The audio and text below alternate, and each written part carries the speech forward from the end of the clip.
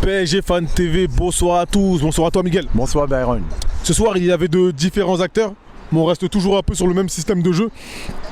Qu'auras-tu pensé des choix tactiques de Lucho et surtout de l'animation de jeu qui a été réalisée par les joueurs?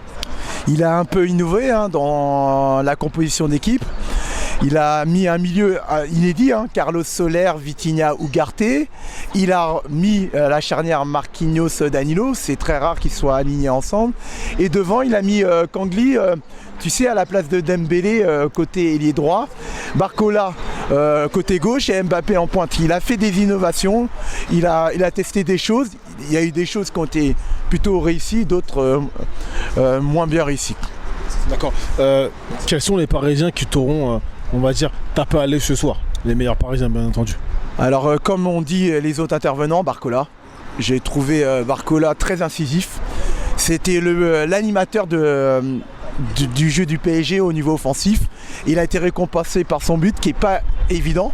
On voit qu'il a travaillé la finition après le match contre Newcastle. Ça prouve que quand on dit de travailler la finition, au moins lui, il travaille et il est récompensé. Et il a failli mettre un doublé juste après l'égalisation nantaise. Bravo à Barcola. Et une autre chose qui m'a beaucoup plu, c'est la charnière Marquinhos-Danilo. Marquinhos qui revenait, j'ai trouvé qu'il a fait un bon match. Je l'ai trouvé sûr, serein. Et surtout, il n'a pas trop donné vers l'arrière. Il a joué un peu plus vertical que d'habitude. Je pense que ça a été une consigne de Luis Enrique. Et Danilo, sur sa lancée du Havre, il avait été excellent. Il avait fait beaucoup d'interventions défensives. Je l'ai trouvé très sobre, très sûr de lui. Il gagne des points. Il peut postuler pour mercredi.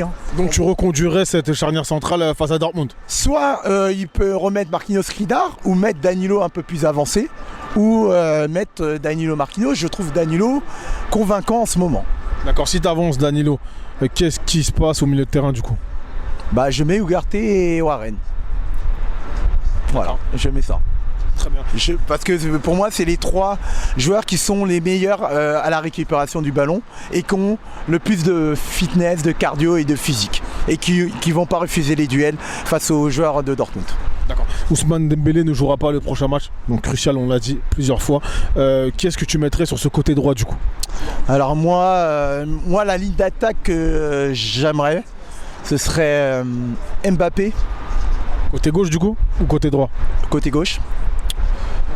Je mettrais Asensio en pointe et Kolo Muani à droite. Pourquoi je mets ça? Intéressant. Parce que Kolo Muani est quelqu'un qui a de l'endurance, qui peut tenir 90 minutes à continuer les efforts.